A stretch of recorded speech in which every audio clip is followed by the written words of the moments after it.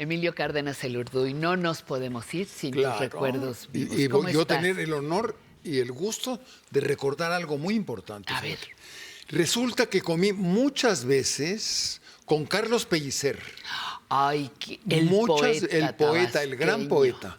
Porque el bibliotecario de la facultad, de la prepa, era el que arreglaba su biblioteca. Y me invitaba. Y voy a platicar con un sobrino, con Carlos Pellicer López. Vivían juntos los hermanos, ¿no? Sí. En la calle de las Lomas, puerta, bueno, es una sierra, ¿no? Sierra Ventana. Ajá. Y entonces tuve el placer y del gozo de poder platicar con Pellicer.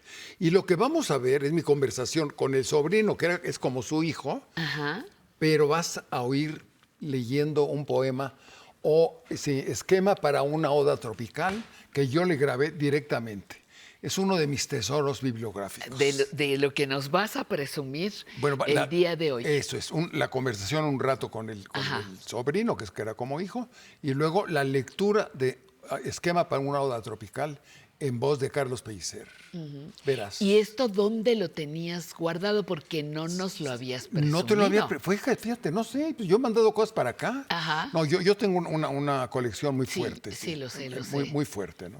De tus recuerdos De mis vivos. recuerdos vivos, pero este es uno especialísimo por el encanto de uno de los grandes poetas de América, ¿eh? Pues vamos a De ver. Neruda, de esos niveles, ¿eh? Un gran Sí, por poeta. supuesto, por extraordinario. supuesto. Vamos a verlo, Vamos a verlo. y platicamos Y a ver si al regreso. tenemos tiempo. Sí.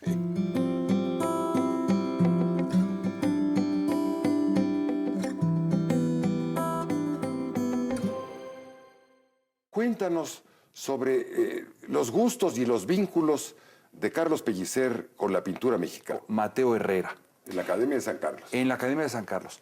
Mateo Herrera le hizo a mi tío un retrato en el año de 1916. A mi tío tenía 19 años. O sea, era un joven de 19 años que ya estaba muy interesado en la pintura y a quien Mateo Herrera estoy seguro que lo ilustró mucho en las nuevas tendencias, sobre todo europeas. Porque curiosamente, por esos años, 17, 18, mi tío sigue admirando mucho la pintura española de esa época, a través de Sorolla, sobre todo de Sorolla, pero de pronto ya hay un poema fechado en 1918 dedicado a Turner, ¿A Turner? pues nada menos por su amistad enorme con Diego, con el doctor Atl, posteriormente con Orozco, con Roberto Montenegro. Y si nos damos cuenta, al final de la vida de mi tío, tuvo mucho más amistad con pintores que con escritores. Tuvieron una amistad muy íntima y, bueno, por ejemplo, esto no lo dicen las cartas, pero me lo contó el doctor Federico Marín, que en alguna conversación, en alguna reunión, de pronto Diego volteó y se les quedó viendo a Frida y a mi tío. Y con una enorme impertinencia les dijo, ¿y ustedes por qué no se casan? Claro. Y soltó la carcajada. Claro. Bueno, Raquel Tibol en alguna ocasión dice que hubo un pequeño romance amoroso entre Carlos Pellicer y Frida Kahlo. Bien, quizá cuéntanos del vínculo que tiene que ver con la pintura, puesto que en este caso estamos hablando con un pintor y un escritor de cuentos infantiles, que me atrevo a decir, sus regalías son mayores que las del tío poeta genial, porque claro, es más fácil vender libros de niños que libros de poesía. Pellicer era un maestro nato. Todo el tiempo que pasabas con él, te estaba enseñando algo, o un modo de, no solamente los edificios, las obras de arte, sino el cómo comportarse frente a la vida. Yo tuve mucha suerte, no solamente de vivir en la casa de junto, porque ellos fueron solamente dos hermanos que vivían uno al lado de otro. Uno al lado del otro. Y creces casi como un hijo de Carlos Pellicer. Y además pude viajar con él en distintas ocasiones y bueno, pues entonces por la proximidad en compartir la recámara, el cuarto del hotel y pasar todo el día y toda la noche juntos, pues, por ejemplo, el haber asistido a su escritura. Me tocó que escribiera, por ejemplo, poemas en mis cuadernos de apuntes. Y entonces terminaba de escribir el poema y me decía,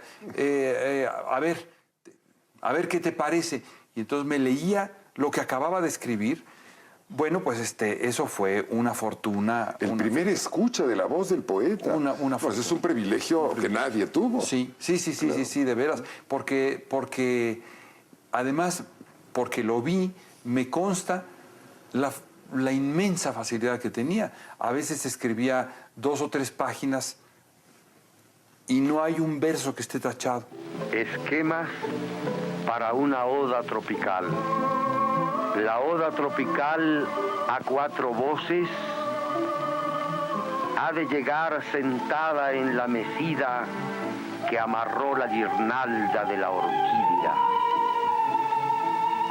Una serpiente apenas desató aquel encanto y pasó por mi sangre una gran sombra que ya en el horizonte fue un lucero. Las manos del destino encendieron la hoguera de mi cuerpo. En los estanques del Brasil, 10 hojas, junto a otras 10 hojas, junto a otras 10 hojas de 1 metro de diámetro, florean en un día, cada año, una flor sola, blanca al entreabrirse, se hizo para verse, no para ocultarse. Absórbeme, dilátame, dilúyeme. Pintor y músico con remolinos en el corazón, el sueño de servir a todo el mundo y el lujo de pobreza que hay en mí. Víctima del fuego y de la tierra, náufrago sin el agua ni el espacio.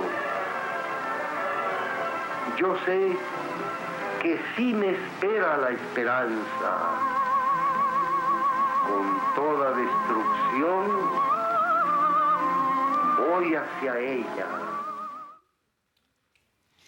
La voz del propio Un poeta. tesoro, un verdadero tesoro. Gracias. Tuve el honor de hacer eso, ¿no? El honor de grabar la voz, la imagen, la poesía. La poesía de del Pellicer. gran poeta Pellicer.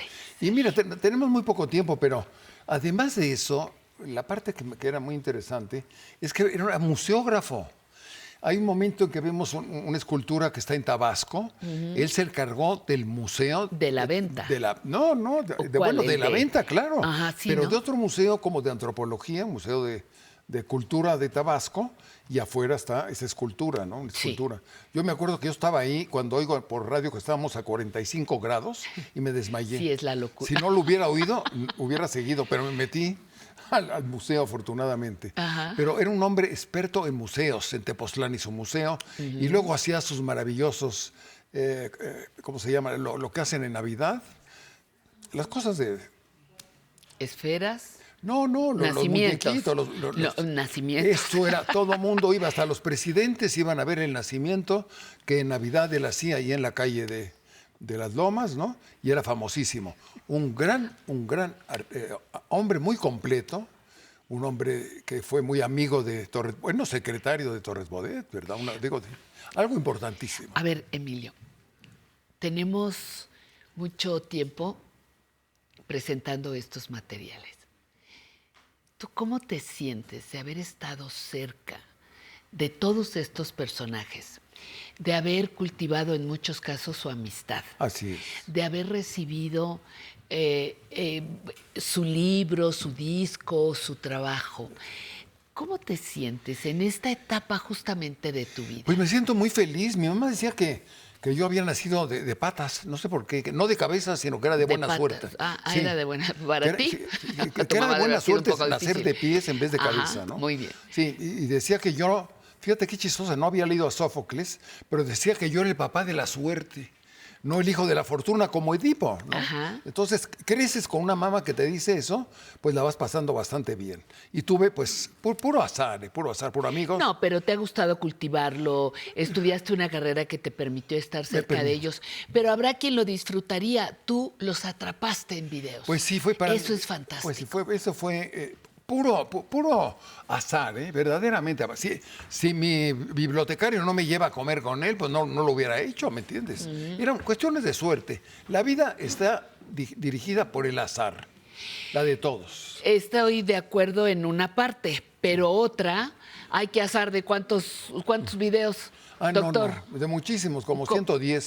Sí, ay, qué suerte, oye. Pues sí, pues era mi hobby. No creo que sea suerte, creo que hay un objetivo. Hay un goce de guardar la memoria histórica de México y tesoros muy importantes para la memoria de una nación. Como los que nos has estado presumiendo. Así es. Y hoy nos sorprendiste. Hoy te sorprendo porque este es de lo mejorcito. Este es de lo mejorcito, muy bien. Dura 27 Emilio, minutos la película, ya verás. Ya verás. Bueno, muchas gracias, Emilio, por estar aquí, por compartir estos recuerdos vivos. Feliz mamá y felices mamás. Bueno, qué barbaridad. A todos y a todas. Bueno, muy bien.